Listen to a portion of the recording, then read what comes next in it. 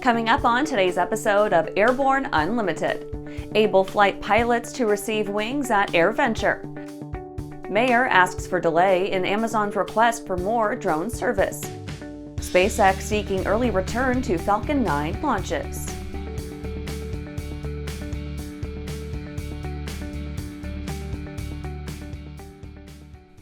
Welcome to Airborne Unlimited. I'm your host, Holland Lee. Let's get into today's stories. Able flight pilots to receive wings at AirVenture. Able Flight has announced its class of 2024 will receive their wings in a ceremony at the upcoming EAA AirVenture in Oshkosh. This will be Able Flight's first year partnering with Southern Illinois University at Carbondale for flight training of its scholarship recipients. The pilots receiving their wing pins will be Andrew Dagno, Jake Simmons, Natalia Miroshnichenko, Ian Azaredo, Tyler Pugeda, Omar Duran, Jake Robinson, Jordan Sprague, and Tim Riney Jr. Each pilot will be honored individually for scholarships they received from ForeFlight, Muncie Aviation, Cirrus Aircraft, and Tempest Aero Group. All of the pilots studied and trained at Purdue and Southern Illinois during May and July this year to earn their certificates.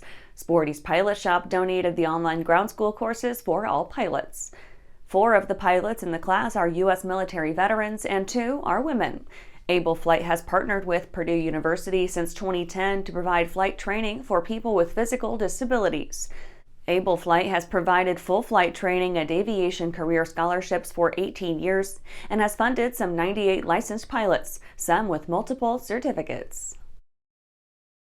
After the break, we want your input on Oshkosh 2024 highs and lows.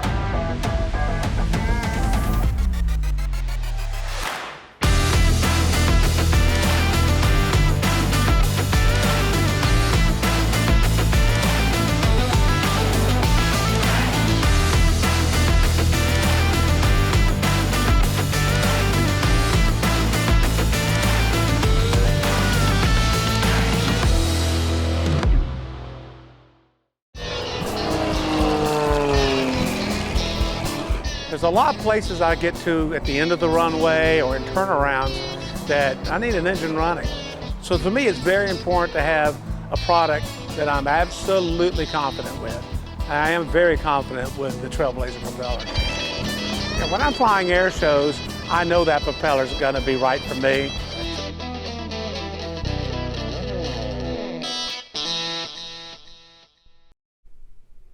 Welcome back.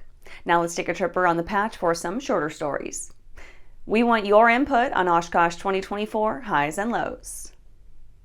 After next week, when Oshkosh is in the rearview mirror, we come to a time where we try to evaluate what happened this year in both positive and negative terms, and you can help.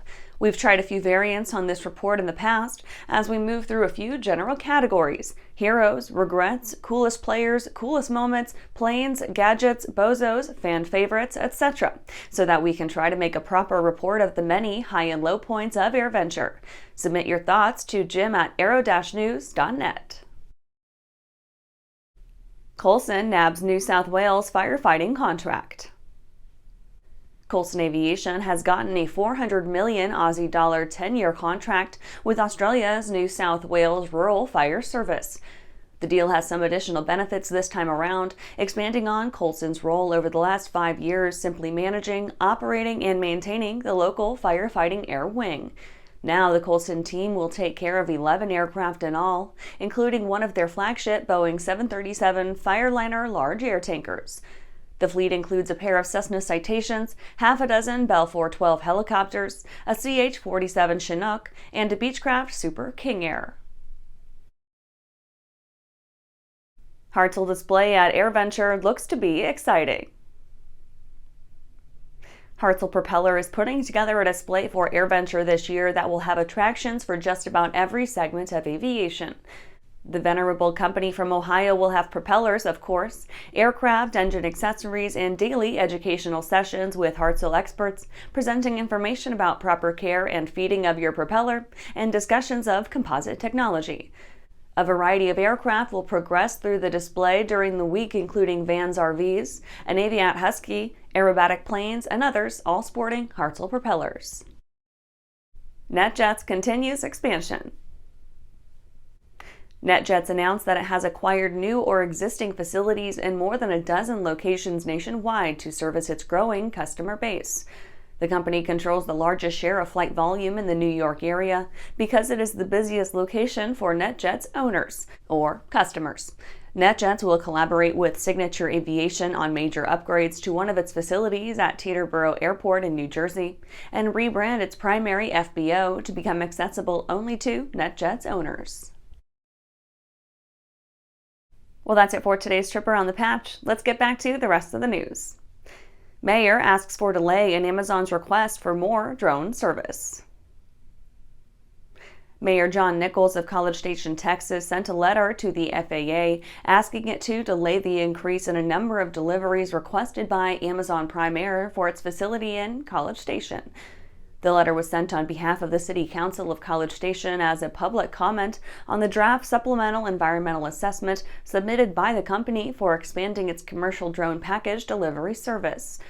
The company is requesting an increase in the number of hours and days for the service, and residents living in neighborhoods adjacent to the facility have been expressing concerns about noise levels, especially during takeoffs and landings. The mayor's letter said that the city is grateful the company chose College Station to host the only drone delivery service facility of its kind in the country and supported the company's request, but only in part. He explained that the proposed increase in service levels may exceed permitted noise and activity levels under the current zoning of the facility, and the City Council is asking for a delay in approving the higher service levels until Amazon implements additional noise mitigation measures. The mayor noted positively that Amazon's request involved the company bringing the new Mark 30 drone into service, with assurances that it is 40% quieter than the drone currently in use. After these messages, SpaceX seeking early return to Falcon 9 launches. For over 30 years, the massive Sport Plane Resource Guide has provided expert, credible information, evaluations, and critical analysis of all that the sport aviation world has to offer. The all-new digital Sport Plane Resource Guide is coming with extensive multimedia features that are constantly updated, an even more comprehensive online guide to all things sport aviation. Available soon. www.sportplane.com.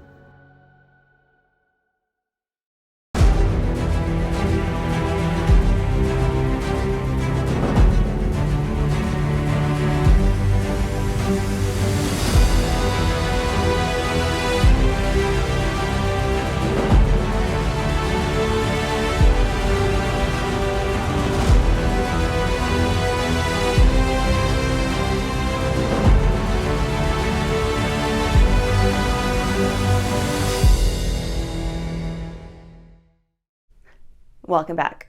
SpaceX seeking early return to Falcon 9 launches. SpaceX has submitted a request for a public safety determination to the FAA. The request is in response to the FAA grounding of Falcon 9 after an anomaly in the second stage of the booster failed to lift its cargo of Starlink satellites to the proper orbital height in the Starlink 9-3 mission on July 11th. Following an FAA grounding, there are two ways launches can resume. The first is approval of a mishap investigation final report by the launch operator. Such a report would include corrective actions taken and implemented, and all related licensing requirements to be met, which could likely take months. The second pathway is for the FAA to issue a public safety determination, which can only be employed if, quote, the mishap did not involve safety critical systems or otherwise jeopardize public safety, end quote, according to the FAA. Immediately following the anomaly in the Starlink 9-3 mission, SpaceX posted its preliminary findings on its website. It described how an unusual oxygen leak prevented the upper stage's Merlin vacuum engine from completing its second burn, which would have lifted the cargo to its specified altitude of between 340 to 600 kilometers. And that's our show for today. You can catch episodes of Airborne on YouTube, Roku, or Fire TV. Just search for Aero-News or Airborne, and don't forget to follow us on social media. Thanks for watching.